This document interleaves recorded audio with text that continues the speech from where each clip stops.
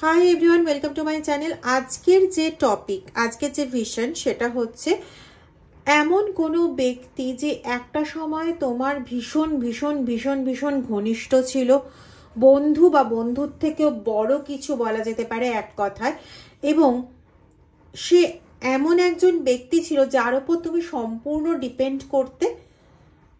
এখন কোনো রকমভাবে সে তোমার শত্রু হয়ে দাঁড়িয়েছে। এটাই আজকের টপিক। ডেসক্রিপশন আমরা তুলে আনবো রিডিংয়ের মাধ্যমে। তো প্রথমেই বলে রাখি, রিডিংটা টাইমলেস রিডিংটা জেনারেল কালেকটিভ রিডিং, এবং রিডিংটা সমস্ত ধরনের মানুষের জন্য।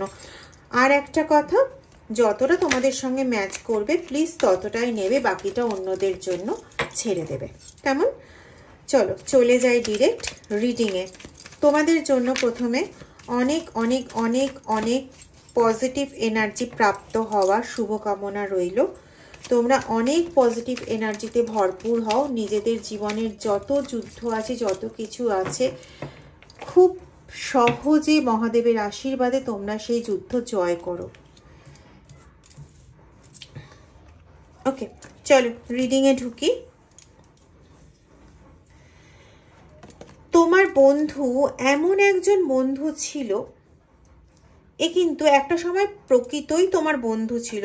ধরা যেতে পারে বছর 3-4 খুব ভালো, মানে একদম ভীষণ গাঢ় বন্ধুত্ব ছিল তোমাদের। এবং সেখানে বন্ধুত্বটা কিরকম ছিল বলো তো? মানে তুমি কোনো রকম সংকটের মুখে পড়লে সে তোমার সঙ্গে কাঁধে কাঁধ মিলিয়ে সেই সংকটের মোকাবিলা করতো বা তোমার সঙ্গে সাথ দিত। তুমি কোনো রকমভাবে হতাশাগ্রস্ত অবস্থায় রয়েছো, কোনো রকমভাবে তুমি কোনো কিছু পথের সন্ধান করতে পারছো না, কোনোভাবে তুমি ইমোশনালি ডিসব্যালেন্সড অবস্থায় রয়েছো। সেটা হচ্ছে দুঃখে হতে পারে, সেটা হচ্ছে তোমার মনে কোনো গ্রিভেন্স তৈরি হয়ে থাকতে পারে, বা তোমাকে হয়তো কেউ কিছু এমন কথা বলেছে যেটাতে তোমার ভীষণ আঘাত হয়েছে। যে কোনো অবস্থাতে না, তোমাকে একমাত্র সেই বন্ধুটি পারত সমস্ত কিছুর থেকে বের করে আনতে, তোমার মধ্যে মেন্টাল ব্যালেন্সটাকে তৈরি করে দিতে। সে খুব ভালো পারত, ঠিক আছে? এবার দ্বিতীয় কথা হচ্ছে যে তার মধ্যে না একটা ইনফিনিট পাওয়ার ছিল বলে তুমি মনে করতে। তুমি এটা মনে করতে যে সে এমন একজন পার্সন, মানে অ্যাজ ইফ সে তোমার কাছে না জাস্ট লাইক আ ম্যাজিশিয়ান। তোমার কাছে সে ছিল জাদুকর। মানে তোমার দুঃখ হলো, সে যেন দুঃখের একটা পরিত্রাতা হিসেবে সে চলে এলো। তোমার কোনো কিছু নিয়ে প্রবলেম ফেস করছো, সে সমস্ত প্রবলেমের মুশকিল আসান সে সেরকম মুশকিল আসান হয়ে চলে আসতো।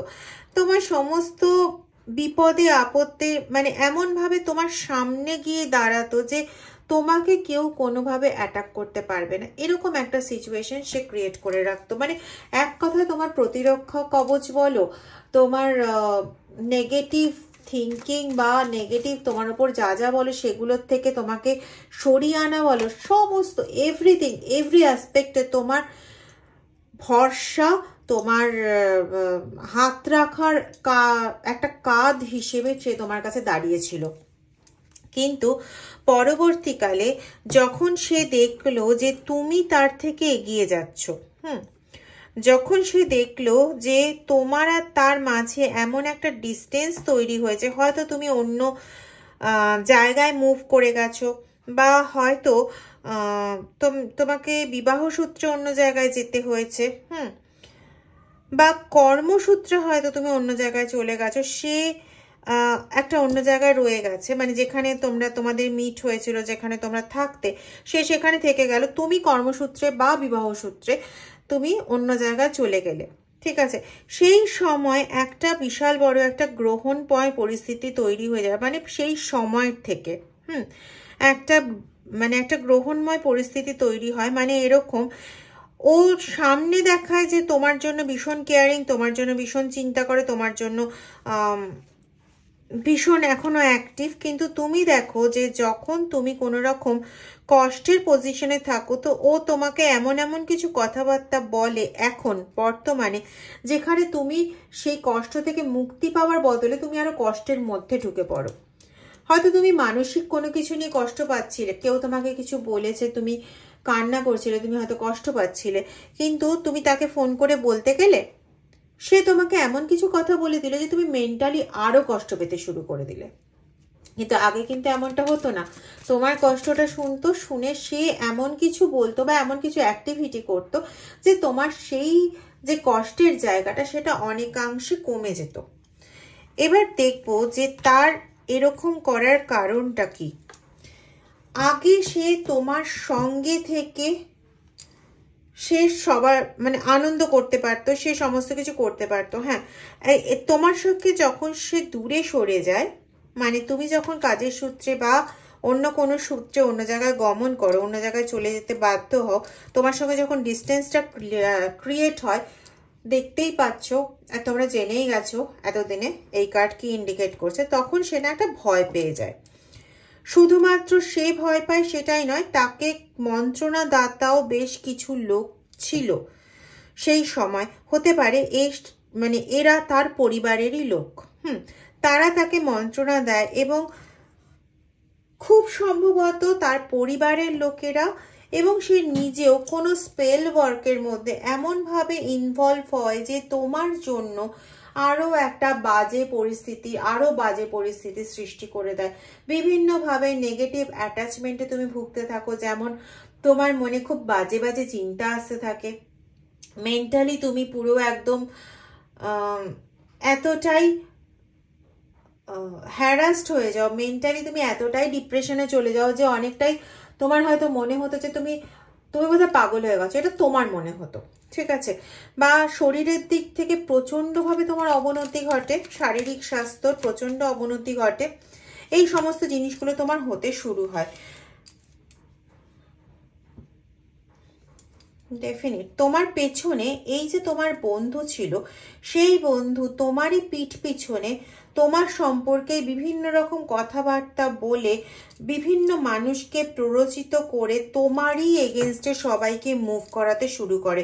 অ্যাকচুয়ালি বলতে গেলে তুমি জবের থেকে একটু দূরত্বে চলে গেছো, জবের থেকে তুমি কাজের সূত্রে হোক বা সংসারের সূত্রে হোক তুমি অন্য জায়গায় চলে গেছো, তবে থেকে না এই বন্ধু ঠিক যতটা তোমার বন্ধু ছিল তার থেকেও বেশি না তোমার শত্রুতে পরিণত হয়ে যায়। এবং তার এখন শুধু একটাই লক্ষ্য, by hook or by crook, তোমার অর্থ বা তোমার যে একটা ম্যানিপুলেটিং পাওয়ার, হ্যাঁ মানে হ্যাঁ তুমি প্রথমে কোনো ঝঞ্ঝাট দেখে তুমি ভয় পেয়ে যেতে, ও তোমাকে সেই জায়গায় কিছুটা পুশ আপ করে দিত, তোমার মেন্টালি তোমাকে ঠিক করে দিত, কিন্তু মেন্টালি তুমি স্থির হয়ে ওই সমস্যাটাকে যেভাবে তুমি ট্যাকেল করতে সক্ষম এখনো পর্যন্ত, কোনো সমস্যাকে তুমি যেভাবে ট্যাকেল করতে পারো একবার তুমি মেন্টালি স্টেবল হয়ে দাঁড়িয়ে গেলে, সেইভাবে না আর অন্য কেউ সমস্যা সমাধান করতে পারে না, বিশেষ করে তোমার ওই বন্ধু তো পারেই না। এবং সেজন্য সে কিন্তু তোমার এই জায়গাটা সে কমপ্লিটলি নিজের অধীনে করে রাখতে চেয়েছে, তাতে নিজের কোনো সমস্যা তোমাদের কোনো সমস্যা যাতে আলটিমেটলি ওকে কোনো রকমভাবে ক্ষতিগ্রস্ত না করে। এবার তুমি যখন দূরে চলে যাচ্ছ, অবভিয়াসলি তুমি তার সমস্ত সমস্যায় তাকে 100% ওইভাবে হেল্প করতে পারবে না। তো ও কি চাইছে না তোমাকে যে কোনোভাবে তার ফেভারে রাখার জন্য। তোমারও একটা নির্দিষ্ট নিজস্ব একটা লাইফ আছে, নির্দিষ্ট একটা ওয়ার্ক এরিয়া আছে, নির্দিষ্ট একটা নিজস্ব একটা স্পেস আছে, তো সেই স্পেসটাতে তুমি যাতে কোনোভাবে মিলে ঝুলে গিয়ে কখনো ওকে ভুলে না যাও, এই কারণে ভয়ের থেকেই কিন্তু মেনলি এর স্পেল ওয়ার্কগুলো করা। তো এটা আমি পরিষ্কারভাবে বলতে পারি যে সে তোমার বিরুদ্ধে আরো 5টা মানুষকে উস্কেছে, বা তার সঙ্গে থাকা সে যাকে বিয়ে করেছে সেই, এটা আমি পাচ্ছি, আমি জানি না কার কার ক্ষেত্রে মিলবে, সেই বিবাহিত সম্পর্কে আবদ্ধ যে পার্টনার, সেই পার্টনারও তোমার এগেনস্টে অনেক উল্টোপাল্টা কথাবার্তা ওদের ওই জায়গাতে তোমার সম্পর্কে রটিয়েছে এবং তোমার সম্পর্কে বিভিন্নভাবে বদনাম করেছে, যেগুলো আদপেও একটাও সত্যি নয়। ঠিক আছে, তো এই কাজটা ঘটেছে এবং এর সঙ্গে সঙ্গে যেটা ঘটেছে সেটা হচ্ছে স্পেল ওয়ার্ক করে তোমাকে কমপ্লিটলি তার আন্ডারে বশীভূত করে রাখতে চেয়েছে। দেখবে এখনো অবধি তোমার সঙ্গে এরকম জিনিস ঘটে যে তুমি হয়তো তাকে বুঝতে পারলে, চিনতে পারলে, কিন্তু তুমি যেন এখনো চাইছো যে সে তোমার সঙ্গে থাকুক, সব ছেড়ে ছুড়ে দিয়ে সে তোমার সঙ্গে থাকুক। শুধু এটাই নয়, এখানে আমি একটা এনার্জি পাচ্ছি, সেটা হচ্ছে এই যে বন্ধুর কথা বলছি, কারো কারো ক্ষেত্রে না এই ঘনিষ্ঠ সম্পর্কটা একটা একটা একটা খুব পার্সোনাল রিলেশনশিপের জায়গা পর্যন্ত চলে গেছিল। ডেফিনেটলি দেখো দ্য টাওয়ার কার্ড এসছে, তোমাকে কমপ্লিটলি কিন্তু সে ভেঙে দিতে চায়। এই যে স্পেল ওয়ার্কটা করেছে, এই স্পেল ওয়ার্কের দ্বারা, এবং সেটা একবার করেনি, এটা আমি ডেফিনেট হয়ে বলতে পারি যে এই স্পেল ওয়ার্ক কিন্তু বহুদিন ধরে করা এবং বহুবার করা। ঠিক আছে, এবং এই স্পেল ওয়ার্কের দ্বারা তোমাকে যেটা করতে চেয়েছে কি, বেশিরভাগ মেন্টালি ফিজিক্যালি তোমাকে হ্যারাস করতে করতে এমন জায়গা আনতে চেয়েছে যে তুমি তোমার ওই পুরনো বন্ধু ছাড়া অন্য কাউকে বিলিভই করতে পারবে না।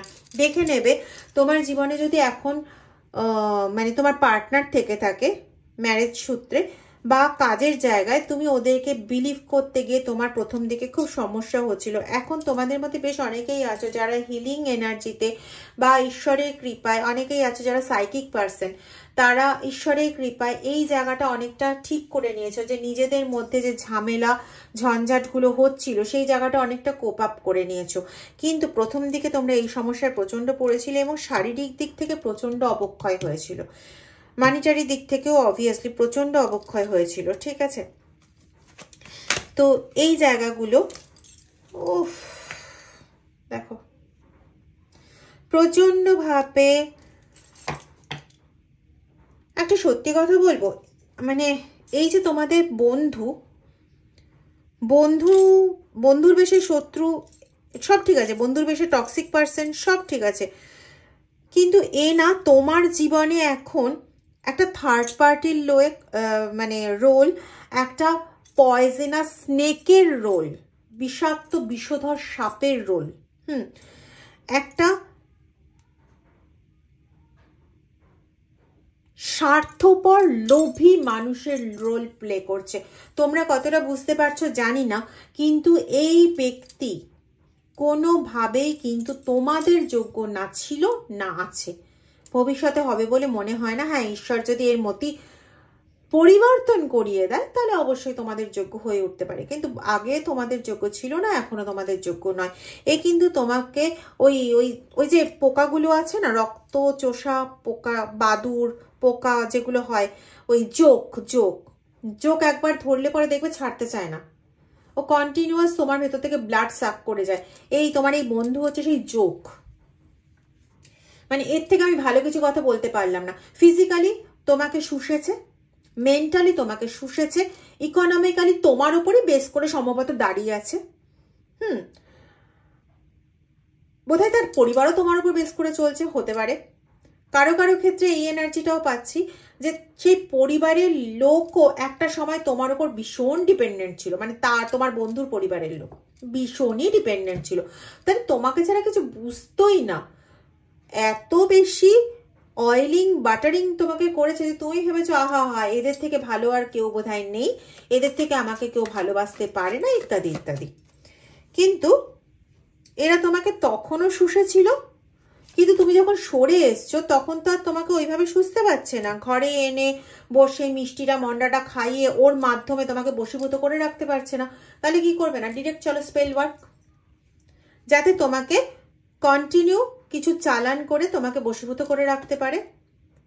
এবং তোমার উইক পয়েন্টটাও খুব ভালো মতন জানে, যে তোমার কোথায় কোথায় মেন্টালি তুমি উইক, জানবেই, কারণ তোমার এত ভালো এত সুন্দর বন্ধু, এই তো তোমাকে একদম পেছন থেকে ছুরিও যেমন মারতে পারে, পেছন থেকে গলাটাও টিপে ধরতে পারে, আর ও তাই করছে। এখন তুমি না ওকে ছাড়তে পারছো না ওকে ধরতে পারছো, কারণ ও তো তোমাকে কন্টিনিউ তোমাকে মেন্টালি নিজের বশীভূত রাখার জন্য কাজ এখনো করে যাচ্ছে। কারো কারো ক্ষেত্রে হয়তো কাজ বন্ধ হয়েছে, কিন্তু তার করা সেই কাজের মেন্টাল অ্যাটাচমেন্ট থেকে তোমরা কেউই সরতে পারোনি। That is 100%। আমি বলবো না যে সবার ক্ষেত্রে এখনো স্পেল ওয়ার্ক হয়ে চলেছে, কারণ এখানে কিছুটা পার্সেন্টেজ পাচ্ছি 75% বা 70-75% মতন যাদের ক্ষেত্রে স্পেল ওয়ার্ক হয়ে চলেছে এখন বর্তমানে। কিন্তু এছাড়া রিমেনিং পার্টে যারা আছো তাদের ক্ষেত্রে বর্তমানে স্পেল ওয়ার্ক হচ্ছে না, কিন্তু যে স্পেল ওয়ার্ক হয়েছিল সেই স্পেল ওয়ার্কের রেশ এখনো পর্যন্ত 100% থেকে কমলেও সেটা 70%-এর নিচে আসেনি, এবং তোমরা এই স্পেল ওয়ার্ক থেকে এখনো বেরোতে পারোনি। একটা কাজ তোমরা করতে পারো, সেটা হচ্ছে এই ব্যক্তিকে তোমরা চেনো কিন্তু তার মায়াবী জাল থেকে তোমরা বেরোতে পারছো না। এর থেকে ভালো কথা আমার আর কিছু এলো না। তাদের এই মায়াবী জাল ম্যাক্সিমাম ক্ষেত্রেই তাদের অ্যাট্রাকশন। তো এই মায়াবী জাল থেকে বেরোতে পারছো না, এটাও তোমরা বুঝতে পারছো, এবং এটাও বুঝতে পারছো যে এ স্বার্থ নিয়েই তোমার সঙ্গে মিশছে, এটাও তোমরা খুব ভালো মতন জানো। তো তোমরা যেটা করবে সেটা হচ্ছে যে, এটা আমি রিডিং এনার্জি থেকে রেমেডি বলছি, সেটা হচ্ছে যে একটা তেজপাতা নেবে, একদম পুরো সম্পূর্ণ, কোনো ছেঁড়া ফাটা কিছু থাকবে না, সেখানে তার নাম ব্ল্যাক কালি দিয়ে লিখবে। ব্ল্যাক কালি দিয়ে তার নাম লিখে সেটাকে কমপ্লিটলি বার্ন করবে। বার্ন করে হয় বেসিনের জলে ফেলে দেবে, ইয়ে করে বেরিয়ে যাবে, ধুয়ে বেরিয়ে যাবে, আর না হলে পরে ফ্ল্যাশ আউট করে দেবে। বেসিনের জলে যদি বের করো তাহলে সেক্ষেত্রে একটা জিনিস ভীষণভাবে খেয়াল রাখবে যে ওই আউটলেট পাইপটা যেন ঘরের বাইরে হয়, ঠিক আছে? এটা করবে, এবং তারপর যে পাত্রে এই তেজপাতাটাকে পোড়ালে সেই পাত্রতেই কর্পূর জ্বালিয়ে সেখানে তুমি যাকে পছন্দ করো তার নাম জপ করতে থাকবে যতক্ষণ পর্যন্ত কর্পূরটা জ্বলবে। এটা করো 7টা মঙ্গলবার, এটা করো, দেখবে ভালো রেজাল্ট পাবে। মানে আমি বলতে চাইছিলাম বেস্ট রেজাল্ট পাবে। যে যতটা পজিটিভ মাইন্ডে এবং বিশ্বাস সহকারে এটা করতে পারবে তার ক্ষেত্রে তত ভালো রেজাল্ট আসবে, এটা আমি 100% বলতে পারি। তো এই ছিল আজকে রিডিং। যদি রিডিংটা ভালো লেগে থাকে প্লিজ লাইক করো, শেয়ার করো এবং সাবস্ক্রাইব করতে ভুলো না। Thank you.